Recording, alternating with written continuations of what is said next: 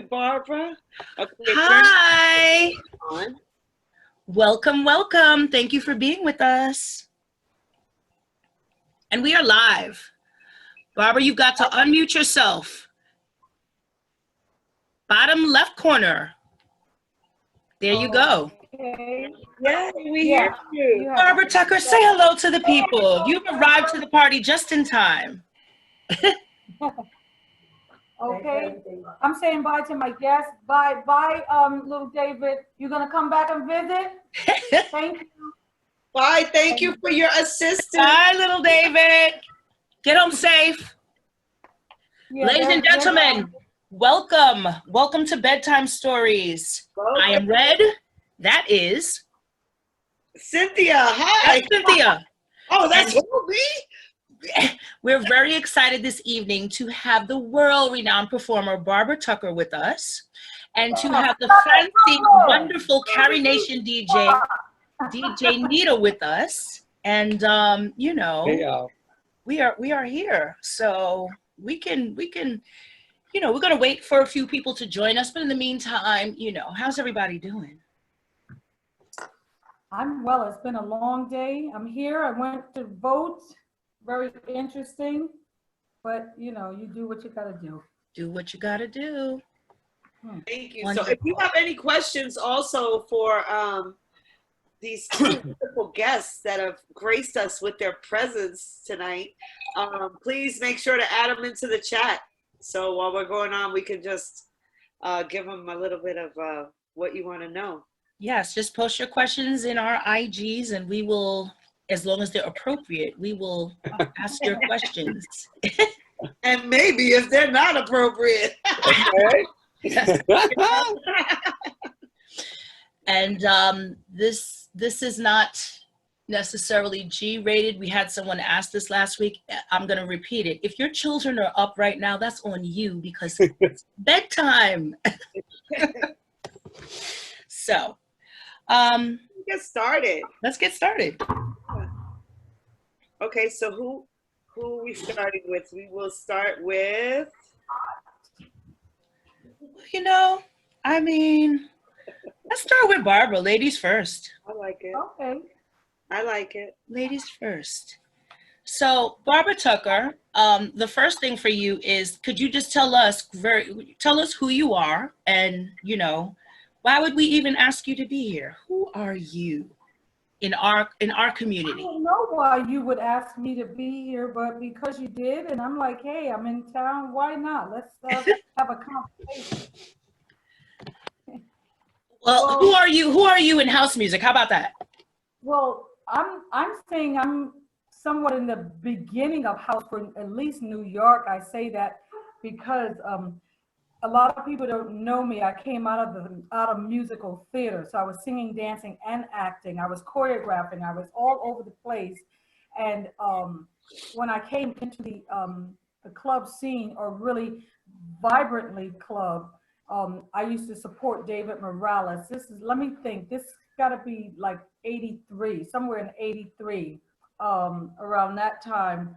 And we'd go to his parties at the Ozone Layer in Brooklyn every Friday night. I was in a dance troupe, and the dance troupe would rehearse in the same club. And then we would stay after, support and party. And we were on, it was the verge of, it was R&B dance, and then house kind of eased in. It's not like someone said, oh, this is a house track. It eased in.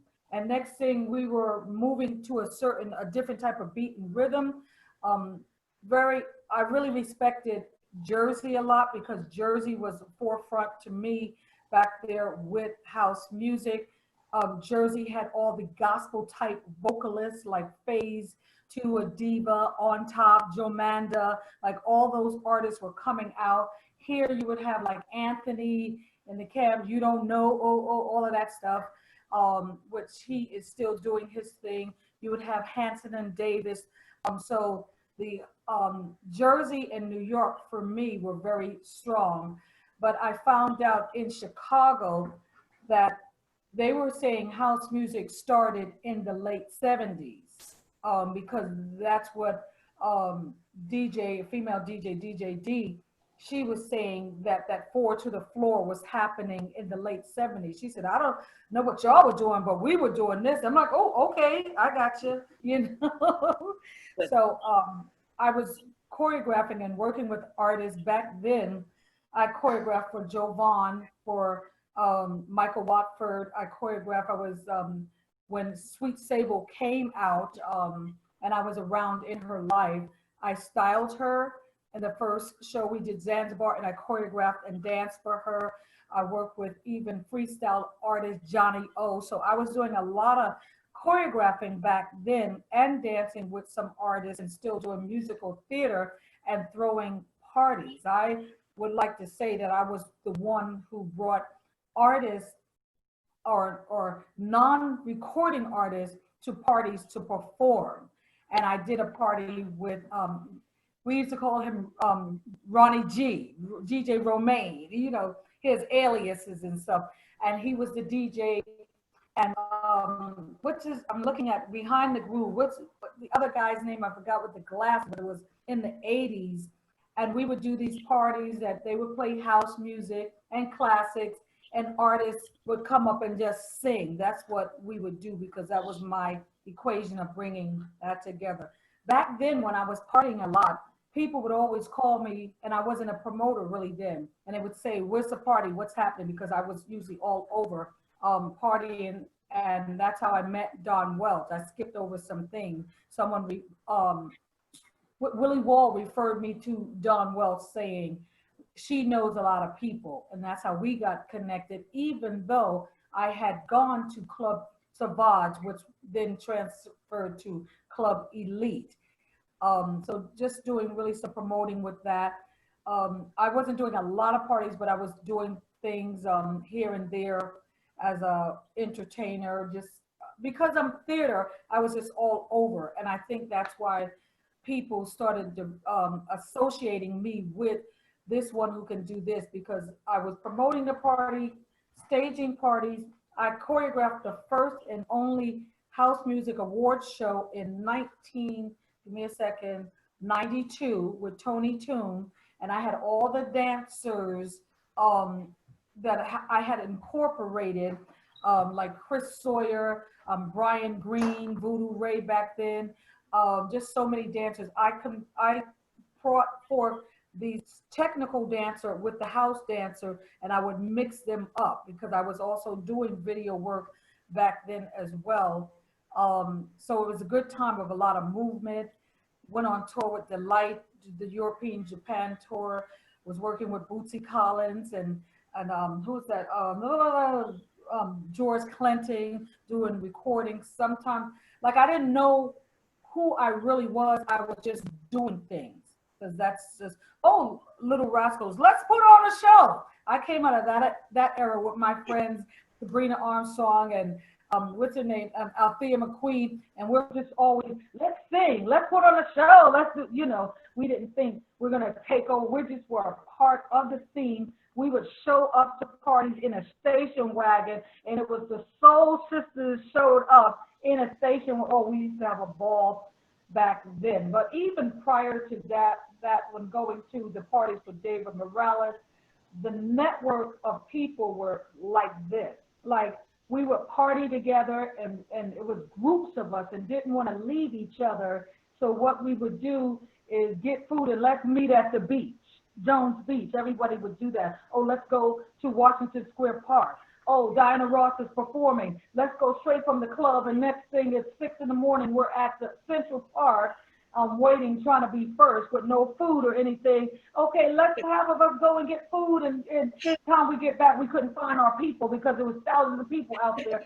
So I came out of a generation that it was so much unity happening back there with the club. Like, you didn't want to leave each other's presence. I remember David Morales did this pajama party. Oh my goodness, he shut the doors. You couldn't leave. Nobody else could come in. It was fun. That's when Steven Demon was there. Archie was there. Willie Ninja. I met those guys in that club around that time, and it was awesome. Breathe Emotion with Tyrone Proctor. Dance contest. 1 week, women having a dance contest. Next week, The men are having a contest next week. Couples are having a contest. I won 3 of them because I had a partner and he was a gymnast and we used to dance a lot. And it was always soaking wet parties up in the ozone layer in Brooklyn. And it was a point that you didn't even have to go to the Paradise Garage because we had our own Paradise Garage. And that's what I think parties should be. You shouldn't have to say, we're going here, but guess what? We're in Queens or we're in Staten Island or Brooklyn and we can create our own. And so it was good. I respected David Morales a lot as a music programmer, what he did, working with For the Record Pool. And actually, it's interesting. I always wondered, why is not David Morales doing the Paradise Garage parties? Because authentically, he would be the one that Larry would call to DJ. Hmm. The other, That's a fun fact. Huh? I said that's a fun fact. Sorry, go on. I think we froze Barbara for a second there. Barbara's frozen. If you don't know, ladies and gentlemen, because this is live. Talented, that's right, it's live. And that was a heck of an answer. Yes. All right. Well, I think Barbara's still frozen. I think Barbara's still frozen. It's like this. It's real cute though.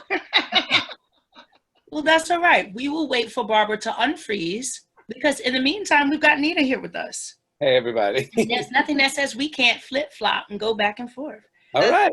So Nita, you can go ahead and you can answer that same question and tell us who are you within our community and why do you suppose we asked you to be here tonight?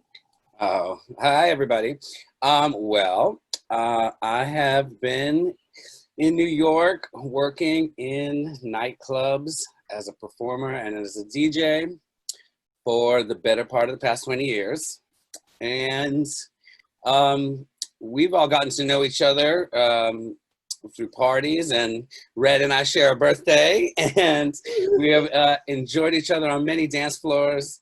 And, you know, I suppose this is, you know, this is where we're meeting now.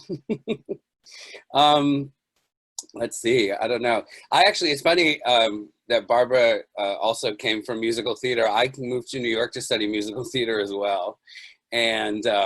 And then quickly found myself in the nightclubs, as you do as a young queer child. And, you know, quickly got caught up with the House of Aviance and started performing with Kevin, dancing and singing backup for Kevin. And all those cutting up shows back in the day. DJing wasn't never really something that I thought that I would pursue as a career. But one day I was, when I was couch surfing early in the years, staying on my drag mother Corvette's couch, Mistress Formica called her to fill in because the DJ had canceled last minute, called her to fill in. And she said, oh, you know, okay, I could do this gig, but why don't you come and do this gig with me? I think you've got your music collection in order right now. And I said, yeah, I think we could do that. And that night went so well, and I literally started getting bookings like all the time after that. And it just really sort of took off. It's one of these things that you kind of do, and you're like, well, I'm just going to keep doing it as long as it keeps going all right. You know, I always was a music collector and always was a performer from the youngest of ages. And I think that, you know, this is really just such an extension of that, my love of sharing music with the world. I want to know what is like the club that turned you out when you were like, okay, I'm like officially a club head, because I know I have that, right? In my history where it was like, okay, I'm now going to be going to the club every night of the week minus Thursdays. Yeah. Well, when I was growing up in Rochester, and we used to go and we used to sneak in underage to the drag club in town, and the drag club, and there was kind of an area of town where all the different clubs were, but the drag club was the one that would stay open late. and all of the other clubs. So you had the goth club and you had the alternative club, and everybody would all sort of congregate in this space late in the evening for kind of this like after hours moments. That's where I started first going out. But when I came down to New York to visit a girlfriend of mine from school that was going to NYU, and she took me to Café con Leche, and it was Willie Ninja's birthday, and I was maybe 15 years old, I think. And it was the first time I had like really been introduced to voguing and runway and this whole scene, and I was hooked, honey. Like, it was incredible. Funny enough, like I think on the same trip we also went to Squeezebox, which was really like kind of on the other side of things, which was amazing to sort of see this kind of rock and roll aesthetic for queer people that I didn't really know was that a space that queer people could occupy in this sort of rock and roll side of things as well. So it was really just so eye-opening for me to sort of see the possibilities of everything. That's dope. You have questions on that end, Brett? Well, I love the fact that you and Barbara both brought up Willie Ninja, because it lets us know that we've all come up in, some of us in parallel worlds, but we're all part of the same group, which I think is a wonderful thing. Nita, one of my questions, which is kind of easy, and I thought about it earlier, but Carrie Nation, why Carrie Nation? Why that name, and who named it? Oh, the Carrie Nation. Okay, so we, Will Automagic and I had known each other for years, and we wanted to, we would DJ with each other, and, we weren't super tight, but we were peers in the scene. And we had a vocal from Viva Ruiz from an outtake from an old recording they did. And we were like, let's make a track. We should make a track. So we started working on music. And after we were done with the session, my roommate was watching Beyond the Valley of the Dolls. And the name of the band from Beyond the Valley of the Dolls is the Carrie Nations. So I'm like, okay, we always talk about carrying. Oh, honey, you are carrying. Like, she is doing the most. So I was like, okay, that's a funny little thing. And then just going in to do the research about it, turns out Carrie Nation was the founder of the temperance movement, was big in the temperance movement early on, and she was fighting for getting rid of alcohol. And she used to come into bars with a hatchet, and she used to bust up all the liquor in the bars because she said, no, we will not have any alcohol in this community. She was a feminist, and she was a feminist, she was a terrorist, and they used to have signs up in the bars that said, all nations welcome except for Carrie.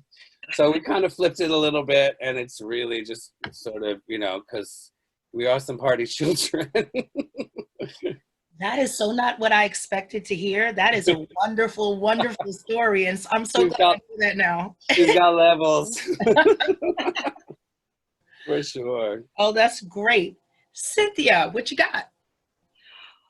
Well, firstly, I want to thank both you and Barbara for being here, because I don't think I said it before, but I definitely want to thank you both so much for taking the time to be here, and every one of you that has joined us here online. I want to also say just really quickly that if you didn't catch this, or if you want to share this with somebody that you know, we have the archives that we're saving on YouTube, and you can visit the link in my bio, and it'll take you right to our YouTube page for bedtime stories. I am allergic to my cat, so just I was like, earlier, I'm like, oh damn, they caught me wiping my nose and tissue. Like, oh my goodness. Well, I've got a question. Barbara has returned, people. She's back. And Barbara, I actually have a question that was posed by somebody named Carolyn Bird. She wants to know, how did you join the group Harlequin? Harlequin. Oh, see. We got it wrong. It's called Haliquian. Okay. What it was is that, and she was actually the first one who booked us in Jersey. I was a part of promotional straight. Y'all want this party started right? Set it off. So what happened is the label, and this is interesting about people in contracts. When you sign contracts, in your record contracts, it says that anybody can perform or be as your likeness, and in other words, they can be you Oh. until you really have your lawyer say, no, I don't want anybody representing me. But the label did that. So there was a guy named Aaron Lloyd Williams, and they hired him to be promotional straight. So while the Wow. original straight, Right. let me tell you, while the original straight was performing, Steve Sanding, because of contracts, the label had the right to have their person promote their product that they signed. So they would Yes. have another artist go out and perform, set it off, and be strafe, but it would not be the artist. Yes, because maybe there could be conflict with an artist and the label, but when Right. you sign that contract, again, you're signing away, someone can actually perform as you, and they call it promotional this or that, or whomever. They did that a lot back then, though. They did that a lot back then. Matter of fact, you see sometimes groups, you'll see, oh, this is this group, but then this is the same group singing the same songs, because legally they can do it when the record label hires the artist because they're promoting their product. So I did that with Just Born Records, and God rest the soul of both Willie Daniels and George Loges, who were the owners of the label, who I found out one of the owners sang in my dad's group, the Persuasions, and I thought that was really interesting, but they passed. And the next year, though, they said, let's do the female version. And so it was me, oh my God, Precious, Kim Alita, and this, I see her face. It's been so long, senior moments. Oh God, help us. But anyway, we did it. And you don't want this part on the left side, on the right side, on the left, I suggest what we're let's start. So we did that. People knew us in England, but we couldn't get a gig because there was 4 of us and 2 men, the label and the manager. So that would have been 6 tickets. So we didn't get a chance to do our European thing at that time, but it was fun. Bird hired us, and we performed in Jersey. And that year, 85, December, well, we recorded December 85. That's why I'm here 35 years in dance music. And that New Year's Eve is when I first met Louis Vega. He was performing at the Funhouse. He was DJing at the Funhouse, and I was performing at the Funhouse. You know, all these freestyling artists and stuff, and we were there. And it's interesting. I'm normally in church midnight. The midnight prayer, amen. Yes, church. And while I was there performing, right, like 15 minutes, I was on my knees praying up until, even though all these people were around me, I never stopped my feeling and my relationship with God, because I could have been dead. I could have been anywhere, but by the stroke of midnight, I wanted to know and feel God's presence around me. So yeah, was that history with that. Miss Bird, yeah, we go back. Well, you know, that's very interesting that you brought that up, because the actual question that I had for you myself is that in the past few months and what all that's going on, every time I've had contact with you or spoken to you, you have mentioned that you are busy with the prayer network. And I was wondering if you could just say what that is in the short version. I know I do have stories, don't I? That's all right. We're here for it. That's why you're here. I'm a part of Zoe Ministries, which is the home of the prophets. Under my hat, I am a prophet. I'm a deacon at a church. Okay. And what happens is, since this pandemic has happened, this is day 97, 24 hours. Though I'm here, they're still going. What it is, every 3 hours, a different set of prophets come on, praying, prophesying, and doing prophetic teachings from the Master Prophet's book, Written Judgments, which was written in 1989, of things that are happening right now. So yes, I'm going to stay connected and tuned in, because while everybody else is trying to find a party on the block, I want to know, God, you said this through this man's mouth. God, what are we to do next? How did our ancestors from the 12 tribes, amen, how did they survive pandemics and all of those things back then?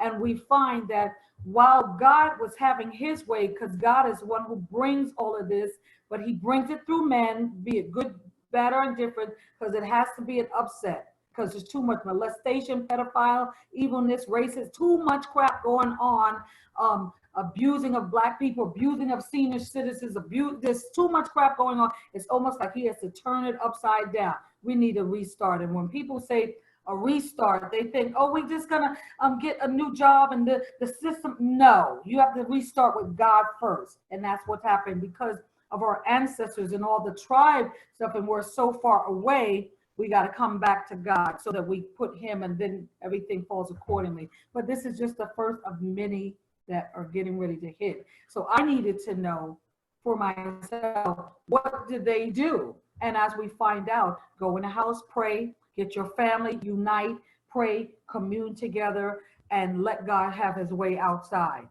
But you're not supposed to really be outside, because as we see, it's still, now they're saying, oh, it's starting to go up again because it's not finished, But anyway, so that's what it is.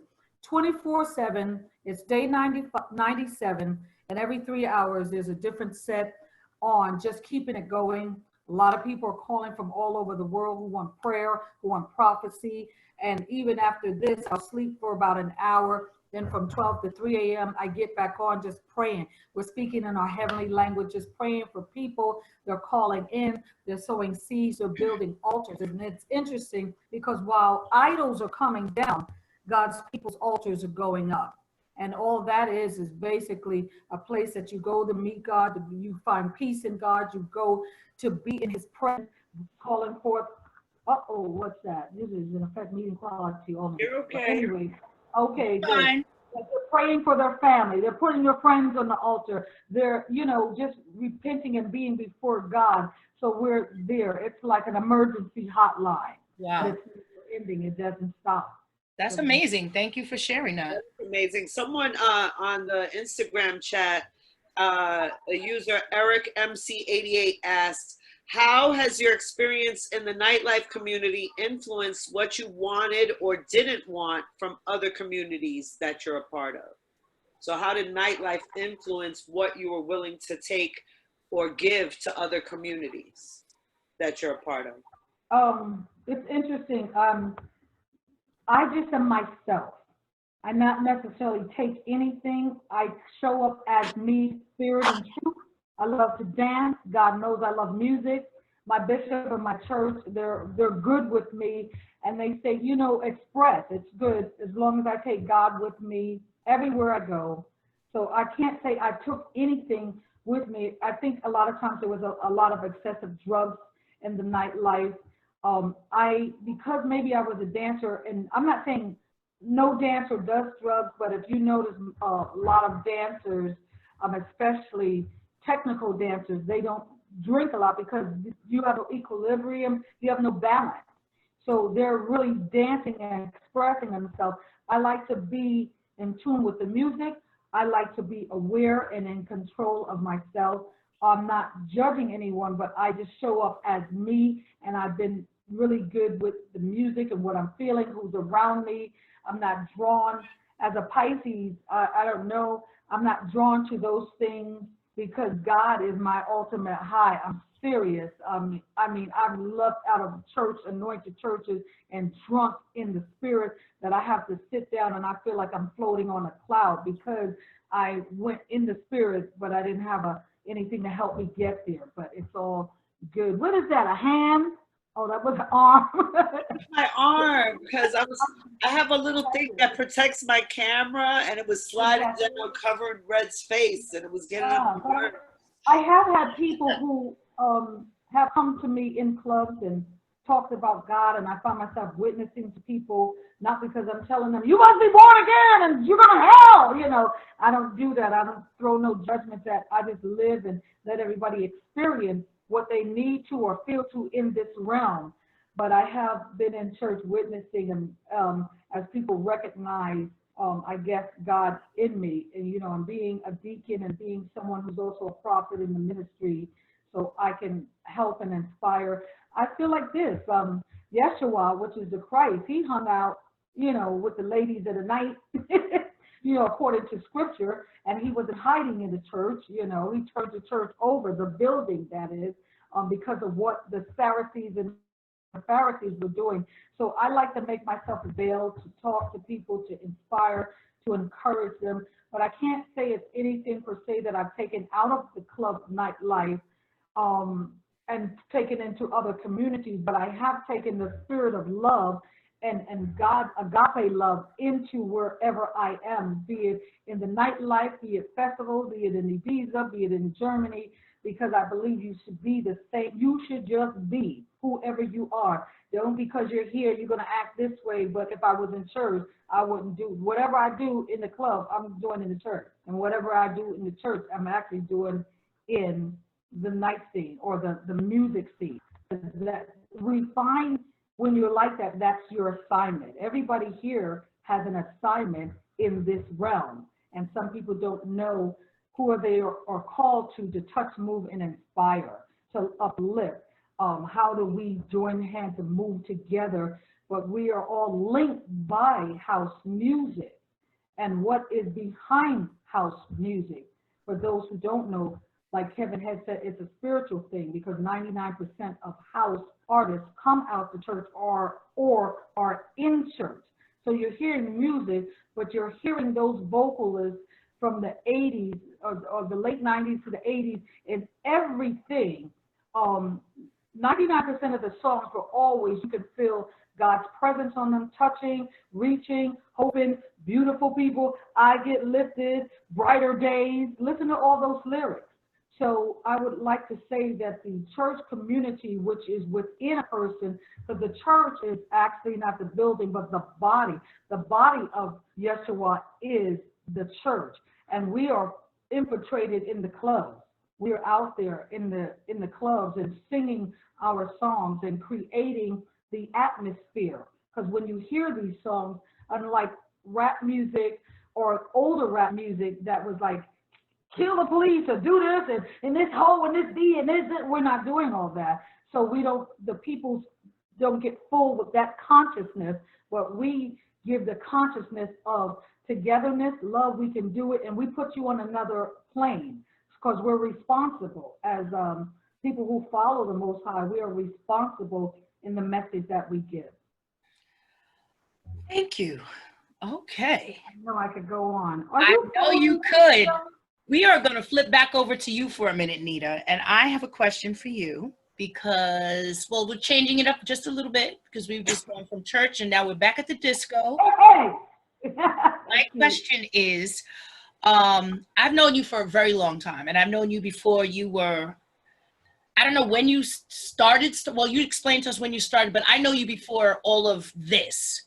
And so my question is, in coming up as a DJ, what was the most exciting name, other DJ that you played with, and why? Oh my God. God, that is that's so wild. I don't know. It's really, I've had fathers in this scene, DJ dads, that, have taught me along the way. Steve Travolta taught me at the very beginning, Johnny Dynell, and as well. And, it was just really cool to sort of be with these people that, I used to go to see Steve at the loft preservation parties up above 27th Street where Sound Factory and Twyla was, and they used to throw these parties up on the 6th floor up there.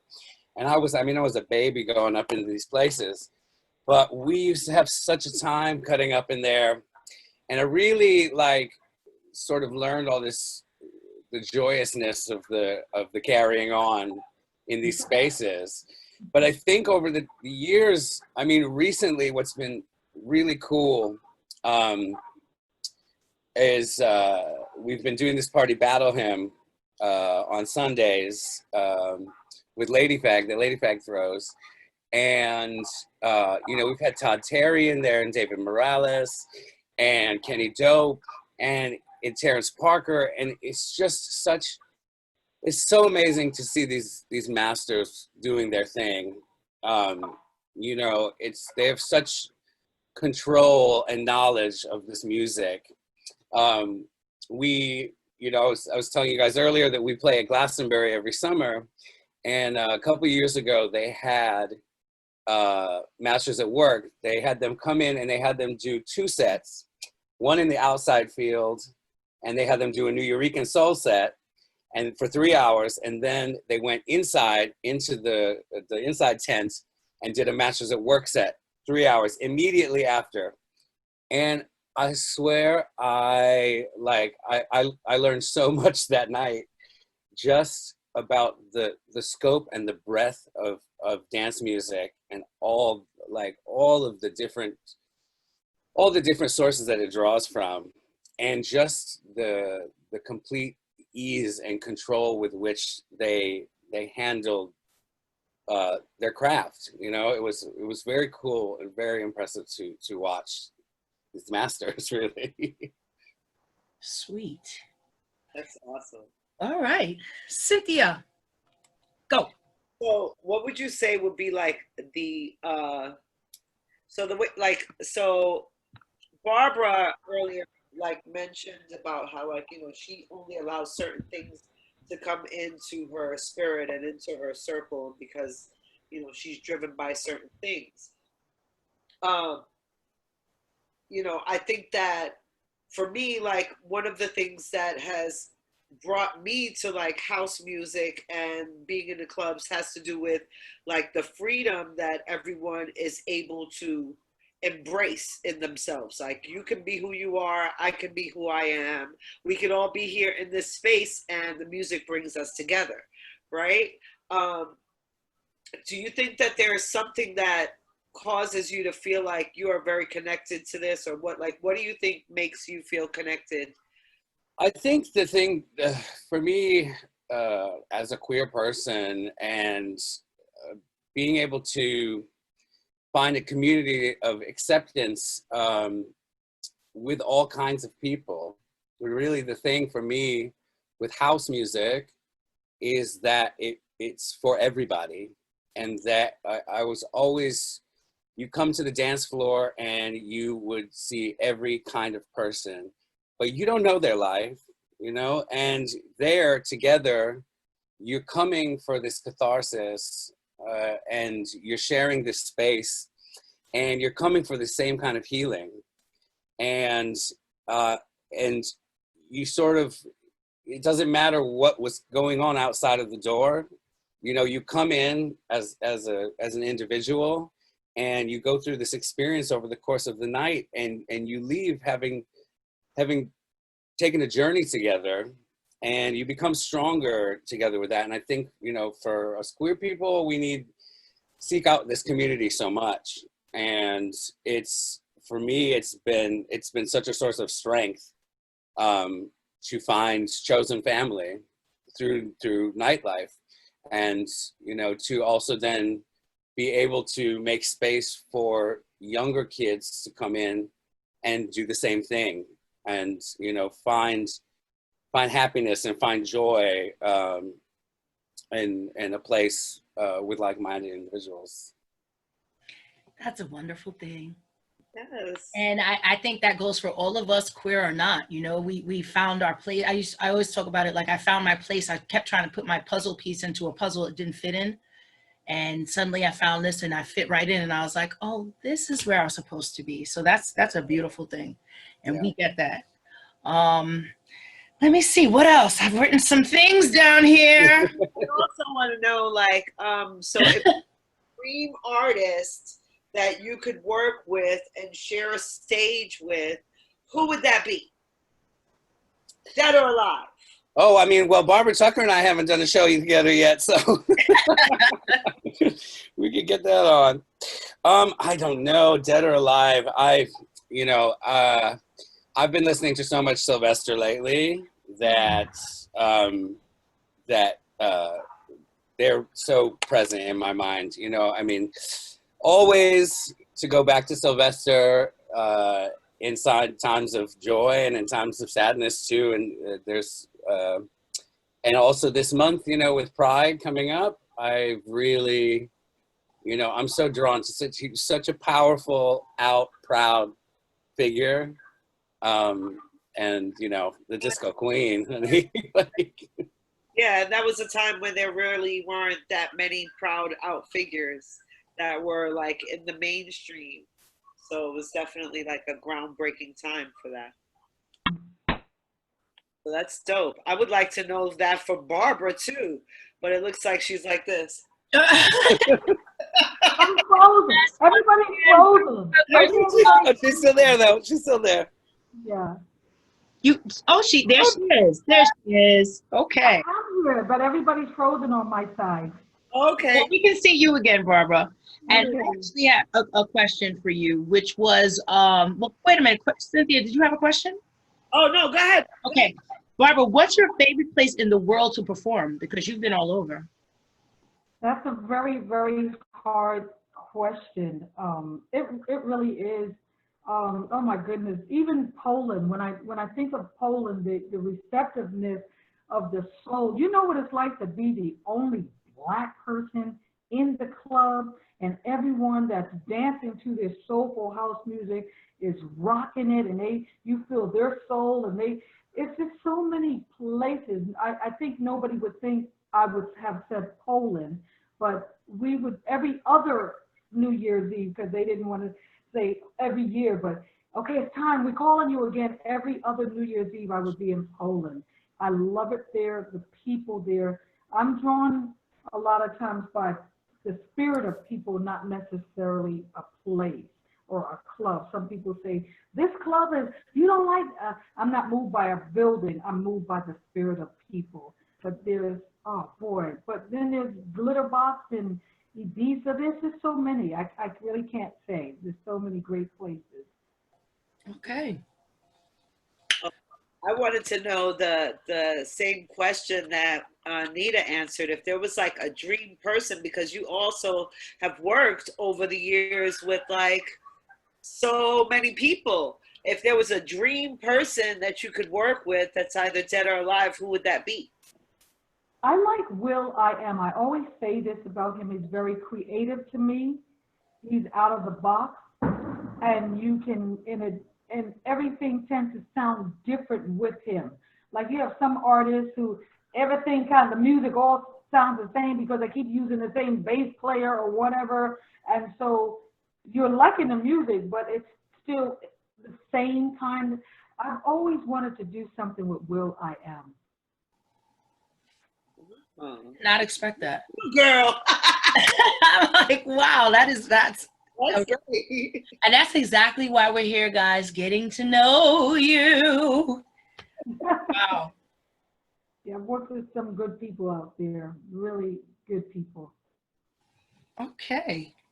I remember once me and my one of my close friends came off a tour with Delight, and we did a session with George Clinton, and it was so much weed up in the studio. And I was like, oh, because we're all around the mic and everybody was kind of smoking. And you're like, and he used to they called me Little Miss Funk because, you know, my height, and Bootsy said there's so much funk that would come out of me because when I sing funk music or gospel music, other music, my voice, my character, my voice changes, and I really love funk anyway. But anyway, he said, what's wrong? Is the smoke bothering you? And I said, well, you know, this is your smoke. You know, this is your session. This is George Clinton. He said, but this is your session too, so we'll put it out. And I was like, oh, wow. We were doing something for Herbie Hancock. I've had the pleasure of working with so many people, of course. What's his name? From the Eurythmics. What's his name? I forgot his name. Oh my God. But I love working with Cerrone, the King of Disco. He's amazing. Doing his shows are so, oh, my internet says it's unstable. Why are you unstable? What's going on over here? People out here blowing up firecrackers. The cops don't know what to do. They're like, no, we need something more serious to stop them. Oh my goodness. That's why I keep this man on mute, because they are like, they're like, why you got money to spend on firecrackers? You better do something useful with your money. I don't know. How do they get the firecrackers? Where they get them from? There's so many conspiracy theories. We're not even going to do that right now. We can do that as the bonus questions at the end of the real stuff. Okay. But well, with that, Nita, I've got another inquiry for you. So we're still in the pandemic. I don't care what they say out there. I'm in here. That's part of why we're all here together. Yes. And it's Pride Month, and I know that you and your people normally, this is your time with, and as the joke has been, your straight friends are more devastated that there is no parade, which is me, than the actual people the parade is for. I am like, oh, so how are you handling that? What are you guys doing? We've actually, usually we get together with Rect every year and we do a big 16-hour party at Elsewhere, but since we're not doing that this year, we've partnered with The Lot Radio, and we are doing from Friday afternoon, streaming continuously all through to Sunday night, and it is a huge lineup of queer New York. Honey Dijon, Mike Servito, Jasmine Infinity, Queen Beats, on and on and on and on and on. And that's going to be running the whole weekend long. And it's a fundraiser for a lot of Black queer organizations to raise money in this time. And, you know, I think a lot of people are going to be starting to gather in small groups. So we wanted to be able to provide a soundtrack that could go out through the airwaves, kind of like the old days, you know, we all huddling around the boombox somewhere. Nice. Yeah. Okay. It does very much feel like we've come back to like the 80s in certain respects with that. Like, people wanna get on their bikes, which I know I've been doing, you know, and they're playing music on a speaker and like, so that's nice. But where's that going to be broadcast? Because it sounds like something I want. That will be at thelotradio.com. And it's amazing streaming. They have a coffee shop and a streaming spot that they usually run. But we're going to be actually broadcasting out of Good Room, and a lot of people have been doing it in their own houses. So it's great. It's really going to be. It'll be the sound of New York. That's Pride. Awesome. Okay. So since we have like 10 minutes left, unless you have some bonus questions, Red, do you? Well, I'm just gonna go ahead and say it. Bird just said that they're selling fireworks in the supermarkets in New Jersey. Y'all get it together. Y'all just need to get it together. Is enough. Well, I want to ask just one last question, because Instagram usually gives us like an hour before they cut us off. So before that happens, I want to give you both an opportunity to tell us if there's anything that you have coming up, or something that people should be checking out, or, something like that. So, Barbara? Yes, thank you so much.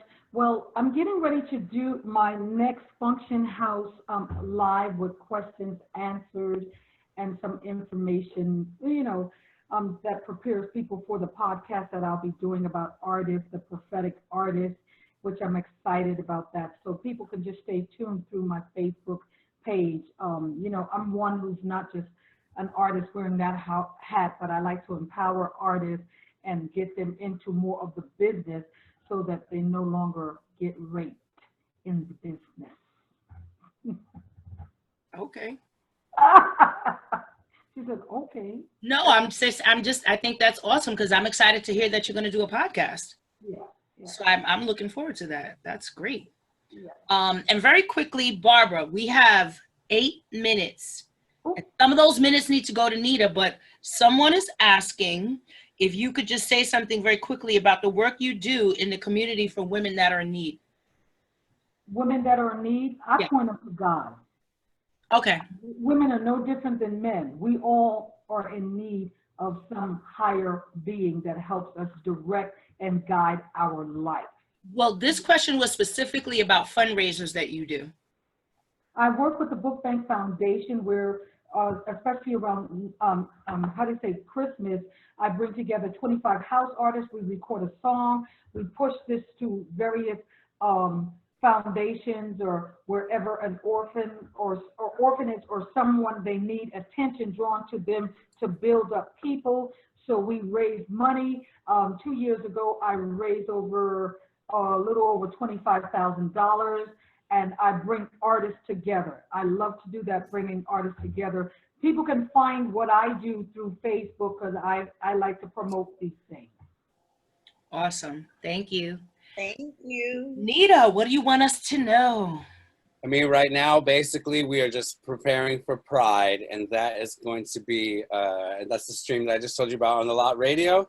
You know, and other than that, we're just trying to get in the studio and make some music, so we will be having some things come out soon. But yeah, that's in the works still. Very quickly again, Barbara, tell us one thing we don't know about you.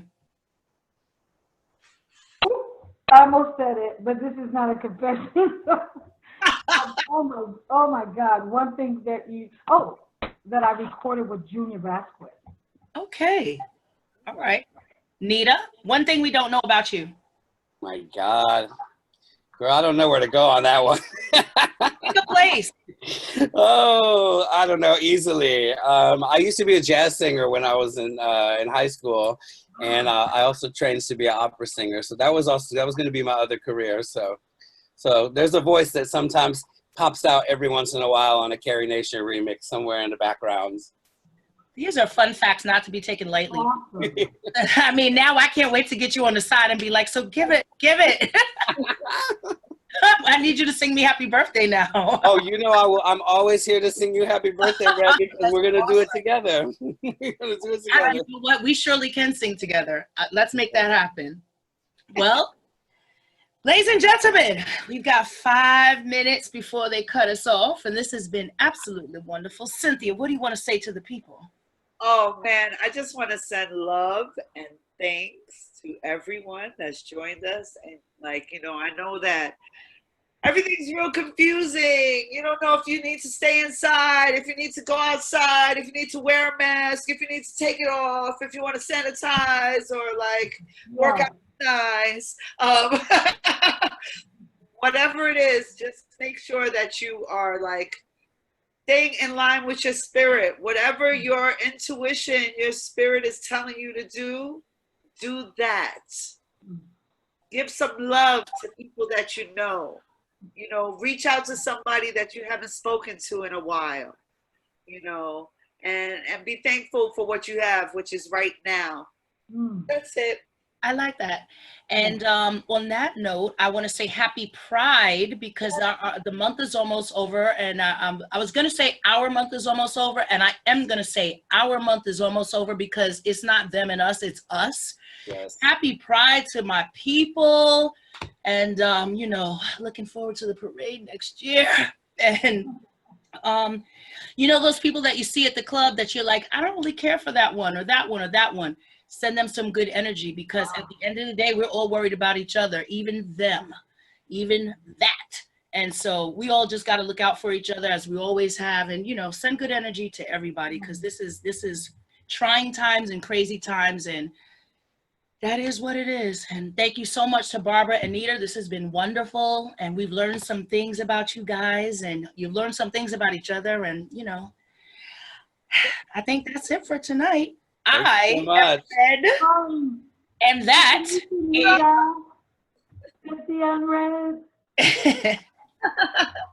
I love you. Y'all. Love you guys. Blessings. Love you guys. Thank you so much. And to anybody that's out there listening, thank you for joining us. Tell a friend. We'll be here next Tuesday with I know we're gonna have Destroy. I hope I'm getting my dates right. And I'm pretty sure we're gonna have Xander. Woo! Right. Yes, my girl in there. We're trying to end Pride with some pride, Nita. That's right. So She's got some tails. yeah, man, listen. So we're looking forward to that. So guys, you know, we'll see you next week. Same time. We moved it up to 10 p.m. because we heard about you people that have to go to bed early. nowadays. Yeah. You know, I don't know anything about that life. I'm like, I'm gonna stay up till 5 in the morning. Oh, I gotta get up at 9. Okay, whatever. Let's make coffee. Cheers to that. Right. Well, thank you, everybody. And, you know, and to that, we bid you all adieu. Yes, love you and miss you. Thank you so much. Love you. Good night. Night.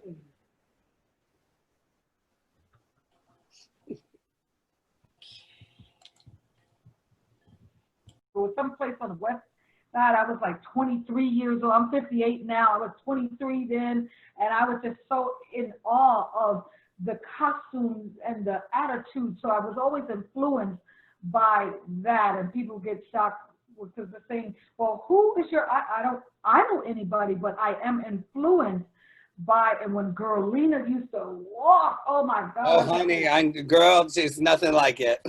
I would say I would never let a man outdo me in pumps because she walked so hard. I'm like, you're not going to outdo me. I'm going to learn how to walk the runway with them pumps. And I just love Garlina with her freckles. And Oh, yes. I would just follow. I was just like, I was a groupie. Like. Oh, she is brilliant. That's awesome.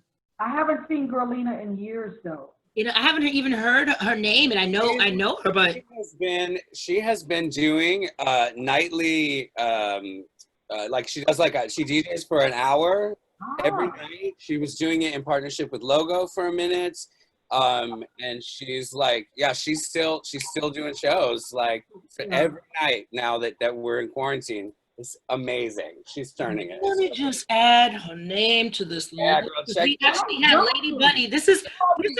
I just want to share with you guys this right here. I don't know if you can.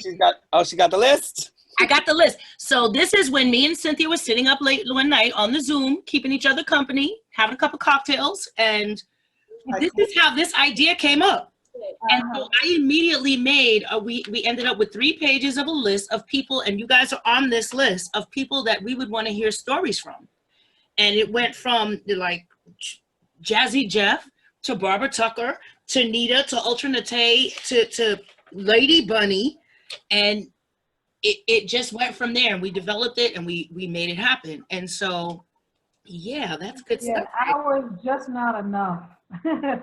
Well, you know what? We didn't know what would happen or how it would go, and we didn't want it to be too long, and because we can always have you come back if you'll come back. Definitely. There's so much. There is so much that we've done, and I'm sure Nita as well. There's so much that we have done, so many people that have impacted us or we've impacted them, and so many platforms that we've been on. And even when I did the tour in Africa with Jazzy Jeff and Kenny Dope, a lot of people don't know I'm one of the first house artists that went to Africa, and this is before everybody was going. This was even before Vega was going.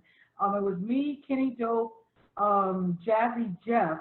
I'm thinking it was me, Kenny Dope, Jazzy Jeff. It seems like there was one more person, and we just had a ball. It was very unique, and but so many platforms and so many situations and that we've done, and we're going to keep doing as long as God gives us a breath to do them, and so many opportunities that people don't even know. They don't even know, really. They have a clue. I'll never forget going out with Sarone, and we had to do 3 gigs in one night. We went from doing a gig in Ibiza to Sona, then we got in a helicopter, and I felt a very Lucille Ball moment because we had all the costumes. You know, when I'm wearing costumes, but we go through the metal detector, and everybody's waiting for me. I kept taking off stuff, and I kept going back through and taking off all of. I'm like, this is ridiculous. And then I couldn't even change. I had on an oversized t-shirt with my Converse ankle boots and fishnet stockings, and the helicopter dropped us to the next situation. We couldn't change, and we went through the crowd in the grass and went right to the stage. And I'm like, okay, so we're hip hopping it now. So just working with him is just amazing. it seems like he's about 70-something years old, but he plays the He's drums. still doing it. He's still going, right? Of course he is. Oh, And wait. sing. I And just can want to make turn it. sure I got this right. The helicopter dropped you to the gig. Yes. Like the crowd got to see that happen. Yes, with us, and I was gagging. I'm like, oh wow! Because we went from a jet to a helicopter because we had to do some gigs in between, and it's even on what you call it? It's on YouTube somewhere because he had his camera person following this whole Wow. situation, and he's a perfectionist. So Ron is no joke to work with. He will give you, Barbara, we have a show in 2 weeks, and he will give you new songs. And that's the thing, you have to learn these songs because I don't lip sync, and you have to know them and do what you do. And yeah, it's just amazing to work with him. And when he brings the band, whether he brings the band together or him, his assistant, and his DJing, I love his style because it's all disco influence, but then he creates music on the stage at the same time. It's like, wow, he's toys. It's amazing. That is amazing. It's like DJs who are attracted to toys. They work with on stage. That's all I see is lights, candy lights lighting up in different sounds, taking different instruments out and creating on the spot. I'm impressed. That's when I start getting impressed. That's what that's what I was telling you about with the Masters at Work show, that I could not believe they had the equipment that they had laid out, that the two of them were working on. There was so much equipment back there, and they were just so relaxed and in control. This master control board and just driving the spaceship, and it was incredible to see. Mm-hmm. Yeah, we got some masters out there. we definitely do. I've seen a lot of. There's so many music programmers, so many great, DJs and do their homework. And you expect 20, 30 years in this, you expect them to come with it. Okay. Yeah, really. But then, how is it, Nita, as a DJ, and like, do you ever get bored? Like 20, 30 years later, what is it? What is the drive? To me, it's so like I still get so excited. Like I still go out all the time, and I'm always trying to find where these kids are doing the latest thing, because these kids are making new sounds that just blow my mind. And I'll be there with Will, with my partner, and we'll be like, oh God, how would we even bring this into where we go? But immediately you're influenced by this stuff. You can feel the energy. They're always twisting it and taking it to a new level. So there's always some new stuff that comes. My phrase lately has been fresh and familiar. I think what dance music has always been, and music in general, because we have these tropes that these musical melodies that continue through all genres of music that are familiar to us, that bring us joy. So we keep replaying them, but every time it changes slightly. And that's, I think, especially with dance music, has always been about pushing that envelope and changing it just a little bit more technology. So there's always something new.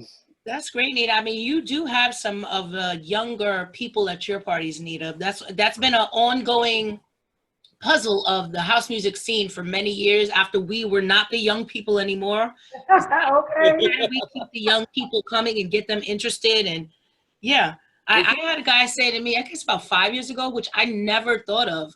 He's like a late 20-something, and he said, I come to the parties, but I don't understand, which I never thought of. He said, the women don't dress up. And it didn't occur to me that a younger person is still coming here like he wasn't there like I'm prowling for women, but just like, maybe I'll meet somebody. But he's like, the ladies here all have on sweatpants, there's powder on the floor, they got scarves around their head. And I was like, I never looked at it from that aspect, because we all did it together. It's so interesting to see these younger kids now that are coming in. And I think now, because we've gone through this internet age for so long, and people have been behind the screen and sort of living this separated life, that now this younger generation is coming in and they want this tactile group family, community. Mhm. You know, they come in and they're like, can I give you a hug? And I'm like, yeah, hey, right, that's what we're doing here. Let's feel the love. Like, you know? I think it's important too, though, for us to like nurture them,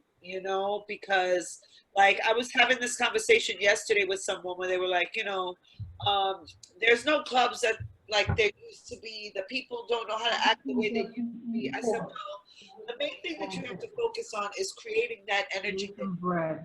you feel, right? And then you have to nurture it in the people around you. So maybe that young person doesn't know that they're not supposed to just walk through the circle. Somebody Right. did that for me. I know that. Somebody was like, you don't stand there because you'll get kicked in the head by the circle dancers. You can go over there and not in square B. Don't stand in square B because that belongs to somebody. Okay. Oh, no, I remember the first time I got snatched right out of the way from the voguing. I was like, they were like, girl, where are you going in there? But somebody did it for us. I got a circle moment. I got a circle moment that I could have told when you said something that people don't know about me. Back in the day when they did the play, there was a play going on. It was called Club 12, the hip hop house story of 12 Nights, the Shakespeare, and I played Olivia. And afterwards, actually later on, Lauryn Hill, she took the role that I did when they went to LA or something. But and that's where I met actually Wyclef, matter of fact. That's where I met Wyclef. But I was in the circle with Tony, what's his name? Tony McGregor. You know Tony. Yes, yes. Me and him were first of all like best friend. Me, him, and who else? We were the Pisces. Brian Green. We were the Pisces and Egypt. We were the Pisces crew back then. Footwork Green. The Pisces group. So me and him were in the circle doing this dance movement. That's how hard I used to go in the circle. And it was dark in the red zone, and we were doing this and locking and bumped heads together. And I kind of fainted a little, and my friends carried me out the club to get air. And to this day, I have a little bump on the side of my head. That's Tom McGregor put on you? Wow. We did I'm sorry, but that's funny, not funny. No, it is. It's Wow. okay. It's okay because we was rocking this. You are in it. You are just, when you are in it. Wait, and on that note, let me just put Tony McGregor on this list because I call him McGregor. We were rocking this move, and we came in like two torpedoes, banging heads, and I kind of fell out, and my friends took me out, and I was supposed to go to the hospital, but I think I was tired, and it was too long, and they told me, I kept hearing voices saying, don't let her go to sleep. Don't let her go to sleep. Oh my God. Oh my goodness, they took me out, but I thank God I didn't have a concussion, but I still have that little bump on the side of my head. Wow. Wow. That's pretty amazing. Yeah, I was a circle girl. Wow. Thank you so much, guys. This has been so great. And I love that we captured some of this and recorded, so this will get added to the YouTube footage, some of it. So being straightforward, so you guys know, there's like 10 minutes in between when I said I stopped recording, that I did stop recording, and then as you guys went on, I hit record again because this is exactly Get a little more tea going on. our bonus stuff. It is, I want to let you guys know. That's bad. That's what producers do, right? I was like, hold on, I'm missing some gold right now. Let me just hit Always get record. those outtakes. Record Always find the everything. outtakes. Oh, I see she did it. I didn't mention to it. Good. Yeah. Okay, guys, I got to get ready for my call. Okay. Barbara, thank you so much for taking the time. Blessings to all of you. God be with you, cover you and your families. Thank you. Amen. And may we never lack in this life, but raise. So much. Okay? Nita, you can get my number from any of the ladies. I don't mind you having it. So when we get together, when there's a space that we shall create. Thank you. That would be amazing. Okay? Thank you so much. Okay, Awesome. bye everybody. Love you Bye, all. Thank you. Bye. So good, y'all. Yeah, That was great. That was wonderful. Thank you so much for having me. so much. Thank you so much, Nita. I hope you enjoyed yourself. I And did. behind y'all when you're performing, A what? Like, I would start writing out a little tune like, it's birthday. Hey, hey. Yes, honey. But we could do like a Zoom, how they've been doing those Zoom duets. You know, Okay. we could like pretend to look at each other from afar and we just turn our heads and faces. It's our birthday. Oh, girl, I know some of these Bottom screen. creators So have she's like, they have been doing some amazing things with their camera work. On this listen. shit. Well, we're gonna take some notes and we're gonna do it for our birthday. Me and you are both reaching milestones this year, 40 and 50. Hello. I remember when you guys found out how old I was, and you were like, "What the hell? What?" I know you're playing at your birthday party. I was like, playing at your birthday party. You know, it's so funny. I was remembering when I was watching the Ray thing, the one that y'all did with Ray, and I remember Ray that night was the first time I met Ray that night. Really? Ray had on a tuxedo that night. He was like, "What are you playing up in here?" See, I had a birthday prom at Sullivan, a full-on prom with decorations. I had on a prom dress, but sneakers, and Nita was one of my chosen guests for my birthday because I love the way Nita plays. Oh, Ray showed up in a tuxedo, and other people were all dressed up for it.